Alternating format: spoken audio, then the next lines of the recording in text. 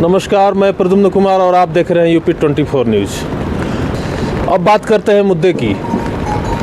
मैं यहाँ देखा कि बरसात के समय में अमूमन होता क्या है कि देखिए पहाड़ टूटा हुआ है, रास्ता बंद है, बीआरओ वाले आते हैं, कोई खैर खबर लोगों का नहीं लेते हैं। यहाँ पे रास्ता है, आगे रास्ता मैंने देखा ब्लॉक है, मशीनें नहीं है। मैं जब गुंजी से चला, सर जी गुंजी से लामारी कितना किलोमीटर पड़ता है? गुंजी से लामारी 35 किलोमीटर। 35 किलोमीटर। अब आप बताइए, लोकल लोग हैं यहाँ पे रहते हैं, इनका होटल भी है, हमेशा रहना है। मेरा क्या है और हम लोग का क्या है, कभी साल 2 साल 4 साल पे आए, लेकिन समस्याएं ये लोग बताएंगे कि यहाँ पे लोकल लोगों को समस्याएं अक्सर होती क्या है?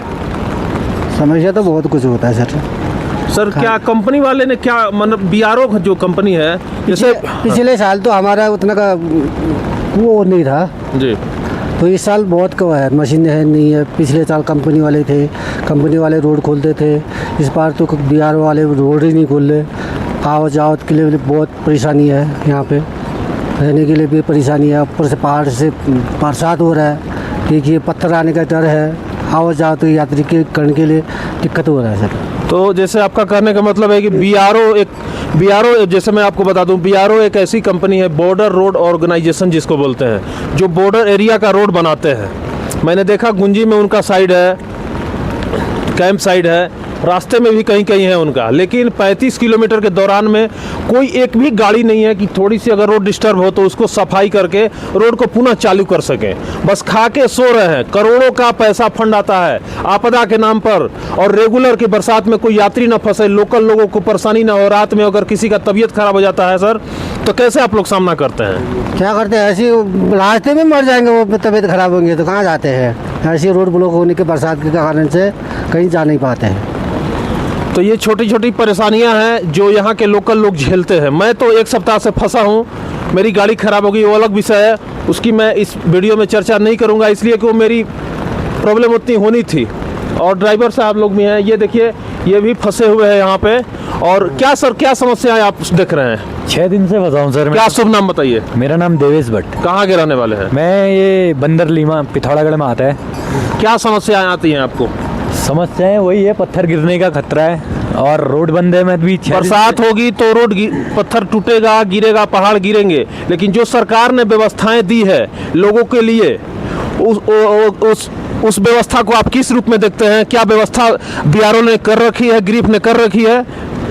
सर वो समस्या तो बहुत है, लेकिन ऐसा है कि 6 दिन से मैं भी फंसा हूँ।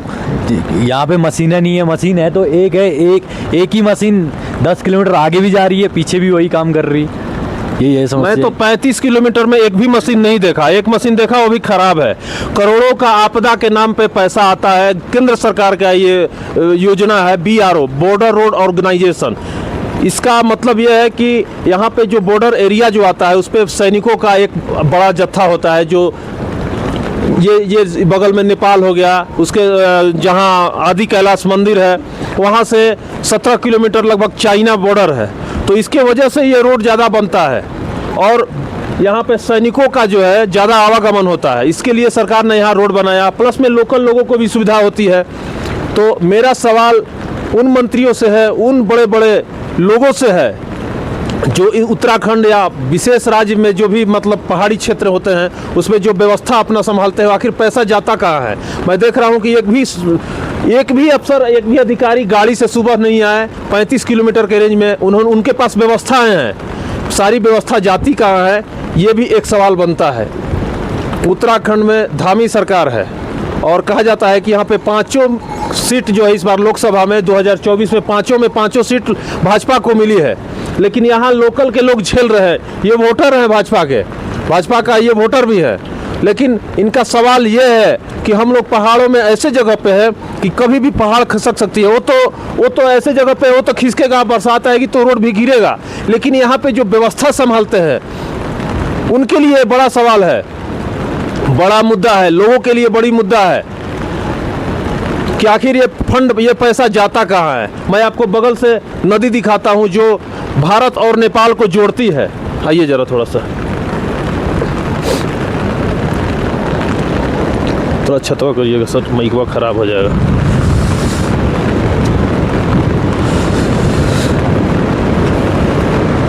ये नदी आप जो देख रहे हैं, ये काली नदी इसको कहा जाता है। उधर हो गया नेपाल और इस साइड हो गया ये भारत।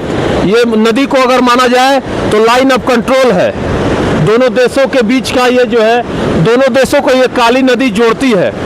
और समस्याएं बहुत ज़्यादा है। समस्याएं इसलिए है कि बरसात में ज़्यादा समस्या आती है। बीआरओ वाले और ग्रिप वाले बैठे हुए हैं, कोई काम नहीं कर रहे हैं।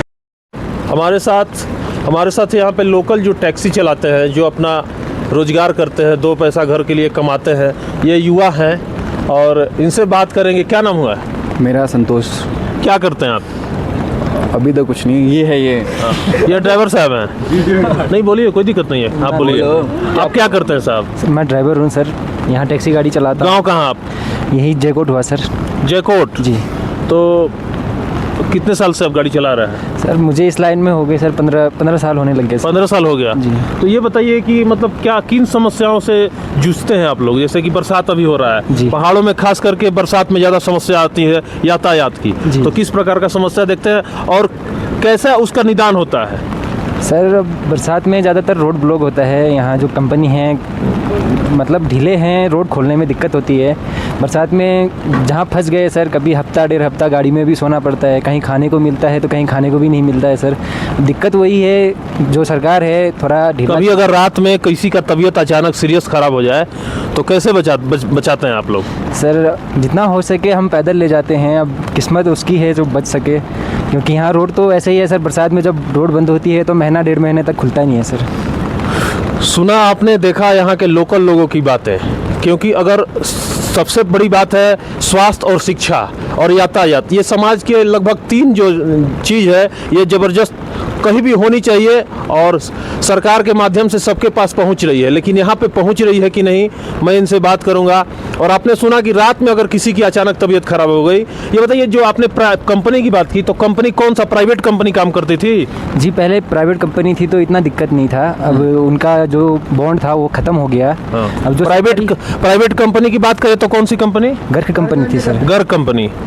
ऐसा लोग यहाँ के लोकल बताते हैं कि गर्ग कंपनी जो थी वो जब थी तो रास्ते खुलने में देरी नहीं होते थे। किसी की तबीयत खराब हुई तो उसमें अमूमन लोग बच जाते थे। कि किसी क्या सर? गाड़ी भी देते थे। गाड़ी भी देते थे, सुविधा भी देते थे। गाड़ी का पास जो बीमार हो गया तो पहुंचाने का, रोड खोलने का पूरा प्रयास करके भी गाड़ियाँ देते थे। गर्ग कंपनी का ये यहाँ के समस्या गाड़ी जाते थे, धारचूला तक पहुँचाते थे। लेकिन यहाँ पे जब से गवर्नमेंट सेक्टर की ये जो बीआरओ कंपनी आई, लोगों को खासी बहुत ज़्यादा परेशानियों की सामना करना पड़ता है। लोकल लोग देखिए, हम कैमरे पे डायरेक्ट बता रहे हैं। और यहाँ पे बीआरओ कंपनी की बहुत ज़्यादा लापरवाही है, जिसको मैं अपने आंखों से देख रहा हूँ। ना कोई मशीन है। बुद्धि यहाँ से बगल में है। बुद्धि सर कितना दूर होगा यहाँ से? 5 किलोमीटर है। अभी हम लोग लमारी में हैं और लगभग 5-7 किलोमीटर यहाँ से बुद्धि है। बुद्धि में भी यात्री फंसे हुए हैं। यात्रियों में से मैं भी हूँ, यहाँ घूमने आया था, मैं भी फंसा हूँ।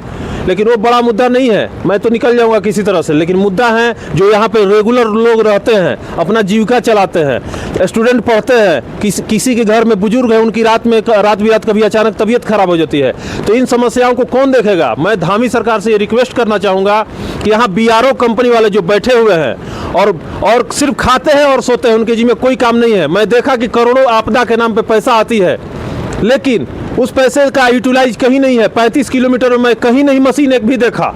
एक छोटी सी मशीन लगी हुई है, चैन वाली, धीरे धीरे चलती है, उससे आप ज़्यादा पैदल निकल जाएंगे। यहाँ पे मैं आगे जाके देखा, मैं आपको दिखाऊंगा अभी वीडियो में। आगे जाके देखा कि रोड को सुधारा जा सकता था। रात में यहाँ यात्री जो रुके हुए निकल सकते थे, लेकिन उसको बीआरओ ने नहीं बनाया। मैं आपको उस वीडियो को भी दिखाऊंगा। इससे हम लोग, यही रास्ता सबसे डेंजर था, रास्ता जहाँ टूटा हुआ था। बड़े बड़े देखिए पहाड़ गिर गए हैं। यहाँ पे ग्रिप वाले का ड्यूटी है, हैंड ओवर कर दिया है कंपनी वालों ने बनाकर इस रोड को, आदि कैलाश का रास्ता। और स्थिति ऐसा है कि गर्ग कंपनी ने बनाया है रोड, लेकिन जब मेंटेनेंस के लिए दे दिया है, ग्रिप वाले सिर्फ खाते हैं और सोते हैं, महीना लेते हैं, कोई उनका काम नहीं है, कोई जिम्मेदारी नहीं है। और देखिए रास्ता किस तरह से डैमेज हुआ है। ग्रिप वाले का काम है खाना, सोना, ड्यूटी कुछ नहीं है और पैसा खाली लेना बस।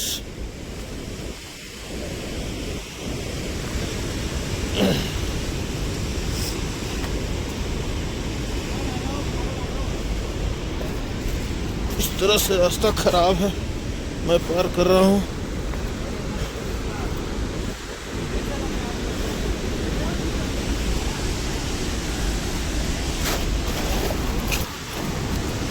और अगर आपको लगता है कि ये वीडियो सही है तो इस वीडियो को ज़्यादा से ज़्यादा आम पब्लिक से मैं रिक्वेस्ट करना चाहूँगा कि इस वीडियो को ज़्यादा से ज़्यादा शेयर करें, कि बड़े बड़े अधिकारियों, मंत्रियों, मुख्यमंत्री के पास पहुँचे, कि आपका काम हो। मैं उत्तराखंड के लोगों, किसानों, नौजवानों, परिवारों, बुजुर्गों के लिए मैं ये मुद्दा उठा रहा हूँ। ये मुद्दा मेरा नहीं है, मेरे देश का मुद्दा है, हमारे देश के एक छोटे से राज्य उत्तराखंड के लोगों का मुद्दा है। बहुत बहुत धन्यवाद।